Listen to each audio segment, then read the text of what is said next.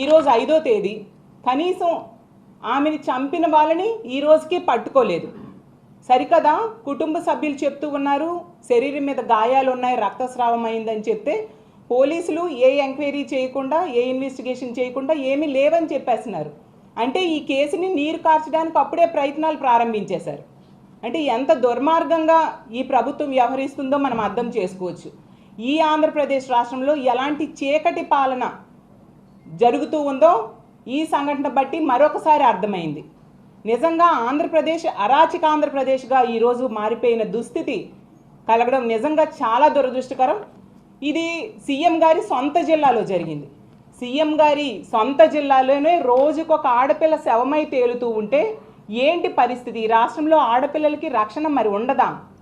గత 4 నెలల చూస్తుంటే రోజుకొక సంఘటన, చాలా భయంకరమైన పరిస్థితులు ఈ రాష్ట్రంలో కొనసాగుతూ ఉన్న పరిస్థితి చూసాం.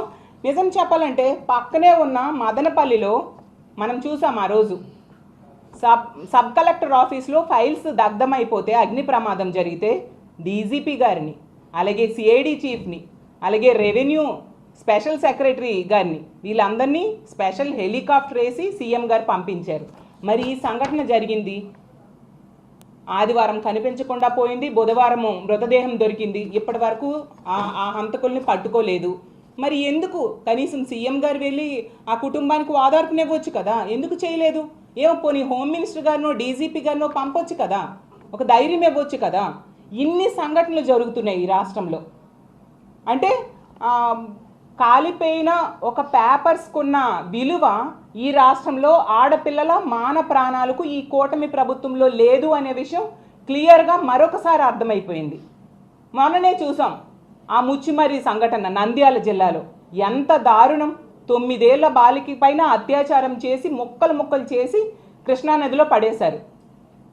ఆ తల్లిదండ్రులు హృదయ వేదన చూడలేకపోయాం.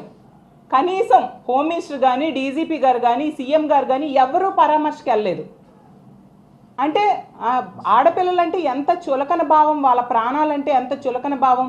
ఈ ప్రభుత్వం వచ్చిన దగ్గర నుంచి కూడా ఎంతసేపు రెడ్ బుక్ రాజ్యాంగం అమలు మీద దృష్టి పెడుతుంది, అలాగే కక్ష సాధింపు చర్యల మీద దృష్టి పెడుతుంది తప్ప ఇలా ఆడపిల్లల మాన ప్రాణాలు కాపాడాలి అనే విషయం మీద వీళ్ళు దృష్టి పెట్టిన పరిస్థితి మనకి అడుగడుగునా కనిపిస్తూ ఉంది. ఎందుకంటే ఆ మదనపల్లిలో పేపర్స్ దగ్ధమైనప్పుడు పాత గవర్నమెంట్లో వ్యక్తులను అందులో ఇన్వాల్వ్ చేసి రాజకీయ కక్ష సాధింపులు చర్యలు చేయొచ్చు అన్న ఉద్దేశంతో అంత హడావుడిగా డీజీపీ గారిని, సిఐడి చీఫ్ని పంపించారు. మరి ఇంతమంది ఆడవాళ్ళు చనిపోతూ ఉన్నారు, హత్యలు జరుగుతూ ఉన్నాయి, అత్యాచారాలు జరుగుతున్నాయి. ఎందుకు? హోమ్ మినిస్టర్ గారి సొంత నియోజకవర్గంలో 2 ఆడవాళ్ళని హోమ్ మినిస్టర్ గారి అనుచరులే కొట్టారు. కొడితే తిరిగి ఆడవాళ్ళ మీద కేసులు పెట్టారు. హోమ్ మినిస్టర్ గారి పక్క నియోజకవర్గంలో మనం చూసాం, యలమంచిలిలో రాంబిలి మండలంలో ఆ దర్శిని అనే అమ్మాయికి ఎంత దారుణంగా ఆ సురేష్ అనే అబ్బాయి హత్య చేశాడు. పక్కనే ఉండి కూడా హోమ్ మినిస్టర్ గారు వెళ్ళలేదు, వెళ్ళి ఆ కుటుంబానికి ఒక ధైర్యం చెప్పలేదు, ఒక ఆర్థిక భరోసా ఇవ్వలేదు. కనీసం పోస్ట్ మార్టం ఖర్చులు కూడా ఆ కుటుంబం తమంతట తాము భరించే పరిస్థితిని ఈ కూటమి ప్రభుత్వం కల్పించింది. పక్కనే సన్మానాలకు వెళ్ళారు హోమ్ మినిస్టర్ గారు, కానీ ఆ కుటుంబానికి ధైర్యం చెప్పాలన్న కనీస జ్ఞానం లేని పరిస్థితి మనకు కనిపిస్తూ ఉంది. ఇలా హోమ్ మినిస్టర్ గారి సొంత జిల్లాల్లో, అలాగే ముఖ్యమంత్రి గారి సొంత జిల్లాల్లో కూడా ఇలాంటి సంఘటనలు జరుగుతుంటే ఈ రాష్ట్రంలో ఆడపిల్లల రక్షణ పరిస్థితి ఏంటి? మళ్ళీ గొప్పగా ఈ కూటమి ప్రభుత్వం అధికారంలోకి వచ్చిన వెంటనే హోమ్ మినిస్టర్ గారు మాట్లాడితే ప్రెస్ మీట్ పెడతారు. పెట్టి ఏం చెప్తారు? కూటమి ప్రభుత్వం అధికారంలోకి వచ్చింది, ఆడపిల్లలందరూ కూడా ప్రశాంతంగా నిద్రపోవచ్చు, మహిళలు ప్రశాంతంగా నిద్రపోవచ్చు అని చెప్పారు. 4 నెలలుగా చూస్తూ ఉన్నాం ఈ రాష్ట్రంలో ఆడపిల్లలు ప్రశాంతంగా పడుకోవట్లేదు. ఈ ప్రభుత్వం ప్రశాంతంగా పడుకుంది, ముఖ్యమంత్రి గారు ప్రశాంతంగా పడుకున్నారు, అలాగే హోమ్ మినిస్టర్ గారు, మంత్రులు ప్రశాంతంగా ఉన్నారు తప్ప ఈ రాష్ట్రంలో ఆడపిల్లలు ప్రశాంతంగా జీవించలేని పరిస్థితులు ఇక్కడ నెలకొని ఉన్నాయి. అలాగే చూస్తే హోమ్ మినిస్టర్ గారు, సీఎం గారు, మంత్రులు మాట్లాడితే చెప్తారు దిశా యాప్ లేదు, దిశా చట్టం లేదు, దిశా పోలీస్ స్టేషన్స్ లేదు. అసలు అదొక మంచి వ్యవస్థని ఆ రోజు జగన్మోహన్ రెడ్డి గారు తీసుకొచ్చారు. పక్క రాష్ట్రంలో ఆడపిల్ల మీద అత్యాచారం చేసి చంపేస్తే అలాంటి సంఘటనలు మన రాష్ట్రంలో జరగకూడదని చెప్పి జగన్మోహన్ రెడ్డి గారు తీసుకొస్తే దాన్ని ఎంతసేపు నిర్వీర్యం చేద్దామన్న దాని మీదే దృష్టి పెడుతూ ఉన్నారు తప్ప ఆ వ్యవస్థని మరింత మెరుగు చేసి ఏ విధంగా ఆడపిల్లలకి రక్షణ కల్పించాలి అనే దాని మీద దృష్టి పెట్టట్లేదు ఈ ప్రభుత్వం. ఎంతసేపు అది లేదు అని చెప్పడంతో ఇలాంటి పనులు చేసే దుర్మార్గులు విజృంభించే పరిస్థితి మనకు కనిపిస్తూ ఉంది. ఈరోజు చెప్పండి, ఈ ఆంధ్రప్రదేశ్ రాష్ట్రంలో ఆడపిల్లలకి ఆపదొచ్చినప్పుడు చెప్పుకోవడానికి ఏదైనా వ్యవస్థ ఉందా? ఒక్క వ్యవస్థ చూపించండి. ఉన్న వ్యవస్థని, ఆ దిశ యాప్ని కానీ దిశ పోలీస్ స్టేషన్స్ని నిర్వీర్యం చేసేశారు. ఇప్పుడు ఈ ప్రభుత్వం అధికారంలోకి వచ్చాక ఇన్ని సంఘటనలు జరుగుతూ ఉన్నాయి. వీళ్ళ రక్షణ కోసం పోని మంత్రివర్గం ఏమైనా ఒక సమావేశం ఏర్పాటు చేసి దీనికోసం ఒక జీవో తీసుకొచ్చారా? ఆడపిల్లల రక్షణ కోసం మరింత మెరుగైన వ్యవస్థను, మరింత మెరుగైన యాప్ను ఏమైనా తీసుకొచ్చారా? అవి ఏవీ చేయట్లేదు. అసలు ఆ దిశ యాప్ కానీ దిశ చట్టం కానీ ఇలాంటి పనులు చేసే కామాంధుల పాలిట ఒక సింహ స్వప్నంలా, ఒక వజ్రాయుధంలా పనిచేసేది. అర్ధరాత్రి అయినా ఆడపిల్లలు ధైర్యంగా ఆ దిశ యాప్ ఫోన్లో ఉంటే ధైర్యంగా వెళ్ళే పరిస్థితిని కల్పించేది. సరే, ఆ జగనన్న అది ప్రవేశపెట్టాడు కాబట్టి మీకు ఇష్టం లేదు, కానీ ఆ ఆయుధాన్ని ఇలా నాశనం చేసేస్తే ఈరోజు ఆడపిల్లల దుస్థితి మనం చూస్తూ ఉన్నాం. మొన్న చూస్తే విజయనగరంలో 6 నెలల పసికందు మీద అత్యాచారం. అలాగే ప్రతి జిల్లాలో కూడా ఇలాంటి సంఘటనలు ఎన్నో. లోకేష్ గారి సొంత నియోజకవర్గంలో వరుసగా 3 సంఘటనలు. అలాగే మనం చూసాం కోవెలకుంటలో తీసుకుంటే ఒక మతి స్థిమితం లేని ఆడపిల్లని అత్యాచారం చేయడం. అన్నింటికంటే ఘోరం మనం చూసాం, గొడ్లవల్లేరులో 300 మంది ఆడపిల్లలు సీసీ కెమెరాస్ పెట్టేశారని వాళ్ళు మొత్తుకొని ధర్నాలు చేసినా కూడా కనీసం ఎవరూ పట్టించుకోలేదు. సరికదా హోమ్ మినిస్టర్ గారు కానీ డీజీపీ గారు కానీ వెళ్ళి అసలు ఏం జరిగిందో తెలుసుకునే ప్రయత్నం కూడా చేయలేదు. అంటే ఆడపిల్లల మీద ఎంత నిర్లక్ష్య ధోరణి, ఆడపిల్లల మాన ప్రాణాల మీద ఎంత నిర్లక్ష్య ధోరణి ఈ కూటమి ప్రభుత్వానికి ఉందో మనం అర్థం చేసుకోవచ్చు. ఇలాంటి దారుణమైన సంఘటనలు వీళ్ళు కొనసాగుతూ ఉంటే ప్రజలన్నీ గమనిస్తూ ఉన్నారనే విషయం మర్చిపోకూడదని నేను తెలియజేస్తూ ఉన్నాను. అలాగే పవన్ కళ్యాణ్ గారు తీసుకుంటే చెప్పారు ఎన్నికల ముందు 30,000 మంది ఆడపిల్లలు కనిపించట్లేదంటూ ఉపన్యాసాలు ఇచ్చారు. మరి ముచ్చుమరి సంఘటన జరిగింది. అప్పుడు ఇన్ని రోజులైనా కూడా ఆ మృతదేహాన్ని ప్రభుత్వం కానీ పోలీసులు కానీ కనిపెట్టలేని పరిస్థితి అయింది. మరి పవన్ కళ్యాణ్ గారు ఎందుకు ప్రశ్నించట్లేదు? అలాగే రాంబెల్లి సంఘటన జరిగింది, ఏం పరామర్శకు వెళ్ళొచ్చు కదా. గొడ్లవల్లేరు సంఘటన అయింది, వాటన్నిటి గురించి ఎందుకు మాట్లాడలేదు? ఈవెను ఈ పొంగనూరు సంఘటన జరిగినప్పుడు పవన్ కళ్యాణ్ గారు అదే జిల్లాలో తిరుపతిలో ఉన్నారు. పోలీసులకు డైరెక్షన్స్ ఇవ్వచ్చు, లేదా కుటుంబం దగ్గరికి వెళ్ళి ఒక ధైర్యాన్ని భరోసాని ఇవ్వచ్చు. అవేమీ చేయట్లేదు. ఇదేనా మీ అందరి బాధ్యత ఆడపిల్లల మీద, ఆడపిల్లల రక్షణ మీద నేను ప్రశ్నిస్తూ ఉన్నాను.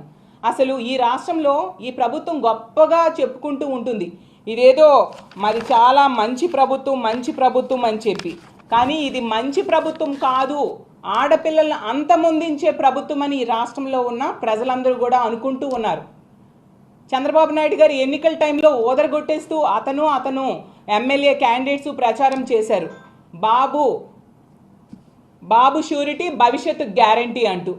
కానీ చంద్రబాబు నాయుడు గారు ముఖ్యమంత్రిగా కూటమి ప్రభుత్వం అధికారంలోకి వచ్చాక ఈ రాష్ట్రంలో ఆడపిల్లల మాన ప్రాణాలకు షూరిటీ లేని పరిస్థితిని కూటమి ప్రభుత్వం తీసుకొచ్చింది. అసలు ఇంత దుర్మార్గమైన పాలన, ఇంత నిర్లక్ష్యపూరితమైన పాలన గతంలో ఎన్నడూ చూడని పరిస్థితి. అలాగే ఇన్ని సంఘటనలు జరుగుతున్నాయి. కేవలం 4 నెలల్లో మనకి 100కు పైగా ఆడపిల్లల మీద అత్యాచారాలు, హత్యలు జరుగుతూ ఉన్న సంఘటనలు మనం చూస్తూ ఉన్నాం. ప్రభుత్వం నుంచి కనీసమైన స్పందన లేదు. అసలు ఆడపిల్లలు మనందరి ఇళ్లలో ఉన్నారు, దీని మీద మనందరం ఉద్యమించాల్సిన అవసరం ఉంది. అసలు ఈ పొంగనూరు విషయంలో ఎన్ని మహిళా సంఘాలు అయితేనేమి, స్వచ్ఛంద సంస్థలు పెద్ద ఎత్తున పోరాటం చేస్తున్నా కనీసం ఈ రోజుకి హోమ్ మినిస్టర్ కానీ డీజీపీ గారు కానీ సీఎం కానీ దాని మీద స్పందించట్లేదు. డీజీపీ గారికి ఏం సీఎం గారు ఆదేశించి వెంటనే ఆ దుర్మార్గమైన పనిని, హత్య చేసిన హంతకుల్ని పట్టుకోండి అని ఆదేశాలు ఇవ్వచ్చు కదా. ఆ ఫైల్స్ దగ్గమప్పుడు అంత తక్షణమే స్పందించేశారు కదా, ఇప్పుడు ఎందుకు దాని మీద దృష్టి పెట్టట్లేదు? ఎస్పీ గారికి వెంటనే వాళ్ళని పట్టుకోవాలని ఆదేశాలు ఇవ్వచ్చు కదా, అవేమీ చేయట్లేదు. ఇంత దారుణమైన సంఘటనలు జరుగుతూ ఉన్నా పట్టించుకోకపోవడం చాలా దుర్మార్గం. అసలు ఇలాంటి సంఘటనలు ఇలా పునరావృతం అవుతూ ఉంటే ఈ రాష్ట్రంలో ఆడపిల్లలు బ్రతకాలా వద్దా అని ప్రభుత్వాన్ని నేను ప్రశ్నిస్తూ ఉన్నాను. అసలు చాలా ఘోరం. ఇలాంటి సంఘటనలు పదే రిపీట్ అవుతూ ఉన్నాయి అంటే ఈ ప్రభుత్వం తాలూకా అసమర్థత, అలాగే ముఖ్యమంత్రి గారు, అలాగే హోమ్ మినిస్టర్ గారు, మంత్రుల తాలూకా చేతకానితనం మనకు కనిపిస్తూ ఉంది. ఈ ప్రభుత్వం అధికారంలోకి వచ్చిన దగ్గర నుంచి కూడా మనం చూస్తూ ఉన్నాము, ఎంతసేపు రెడ్ బుక్ రాజ్యాంగం అమలు చేసేయాలి, ఎవరెవరు పాత గవర్నమెంట్లో ఉన్నారో వాళ్ళందరి మీద కక్ష సాధించేయాలి, అంతేగాని ఇచ్చిన హామీలు సూపర్ 6లని ఇచ్చారు, అవి ఏవి కూడా అమలు చేయకుండా ఉండడం కోసం డైవర్షన్ పాలిటిక్స్ చేసేయాలి, వరదలు లాంటివి వచ్చినప్పుడు అలాంటివి సరైన వరదల మీద మేనేజ్మెంట్ చేయలేరు, దానికి ఒక డైవర్షన్ పాలిటిక్స్ చేసేయాలి, ఇలాంటివే తప్ప ఇదిగో ఇలాంటి ఆడపిల్లలకి రక్షణ లేని పరిస్థితులు, ఆడపిల్లల ప్రాణాలకి మానాలకి భంగం కలిగినప్పుడు ఏం చర్యలు తీసుకోవాలి, దాని మీద కనీసం దృష్టి పెట్టని పరిస్థితి మనం చూస్తూ ఉన్నాము. కాబట్టి ఎప్పటికైనా చంద్రబాబు నాయుడు గారు, అలాగే హోమ్ మినిస్టర్ గారు, మంత్రులు తక్షణమే స్పందించి ఇలాంటి సంఘటనలు పునరావృతం కాకుండా చూడండి. అలాగే ఇంత దారుణానికి ఒడిగట్టిన ఆ దుర్మార్గుల్ని వెంటనే పట్టుకొని వాళ్ళకి కఠినమైన శిక్ష పడేట్టుగా చేయండి. మీరు కనీస బాధ్యతగా వ్యవహరించండి. ఎంతసేపు కక్ష సాధింపు చర్యలు చేద్దాము అనుకుంటూ ఉంటే ప్రజలు చూస్తూ ఊరుకోరు. మనం ప్రజాస్వామ్య దేశంలో ఉన్నాం. జగనన్న తెచ్చిన దిశ వ్యవస్థ, దిశ చట్టం కానీ, దిశ యాప్ కానీ, దిశ పోలీస్ స్టేషన్స్, మహిళా పోలీసులు, వాటన్నింటినీ కూడా మరింత బలోపేతం చేసి అవి అమల్లోకి వచ్చేట్టుగా చేయండి. ఈ రాష్ట్రంలో ఆడపిల్లలు, మహిళలు కానీ ఆడపిల్లలు, ముక్కు పచ్చలారని చిన్నారులు ప్రశాంతంగా బ్రతికేట్టుగా చేయాల్సిన అవసరం ఉంది. ఖచ్చితంగా ఈ దుర్మార్గులకి, ఈ అస్వియా అంజుమ్ అనే పాపని చంపిన దుర్మార్గులకి శిక్ష పడేంత వరకు మా వైఎస్ఆర్ కాంగ్రెస్ పార్టీ ఆ పాప కుటుంబం తరపున పోరాటం చేస్తామని తెలియజేస్తూ సెలవు తీసుకుంటున్నాను.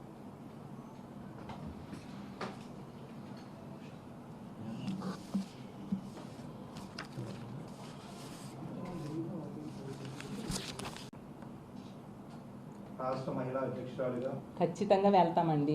కానీ వెళ్ళి పరామర్శ చేసి ఓదార్పునిచ్చే బాధ్యత ఎవరిది? ఎవరిది చెప్పండి? ప్రభుత్వంలో ఉన్న ముఖ్యమంత్రి గారిది, హోమ్ మినిస్టర్ గారిది, అలాగే మంత్రులది. అవునా కాదండి? మేము వెళ్తున్నాం.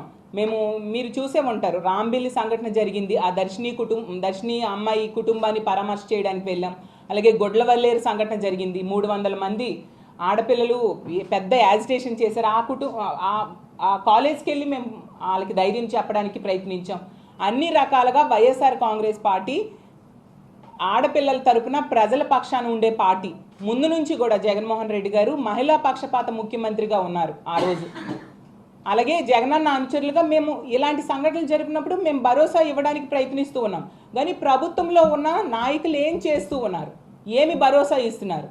వీళ్ళు కనుక భరోసా ఇస్తే, ఆ కుటుంబానికి ధైర్యం చెప్తే ఖచ్చితంగా ఇలాంటి సంఘటనలు రిపీట్ అవ్వు. ప్రభుత్వం తక్షణమే యాక్షన్ తీసుకుంటూ ఉంది అనే ఉద్దేశంతో ఇంకొకసారి అలాంటి తప్పుడు పనులు, ఇలాంటి దుర్మార్గులు చేయరు. కాబట్టి తక్షణమే ఆ కుటుంబానికి న్యాయం జరిగేట్టుగా చేయాల్సిందిగా ప్రభుత్వాన్ని కోరుకుంటున్నాను.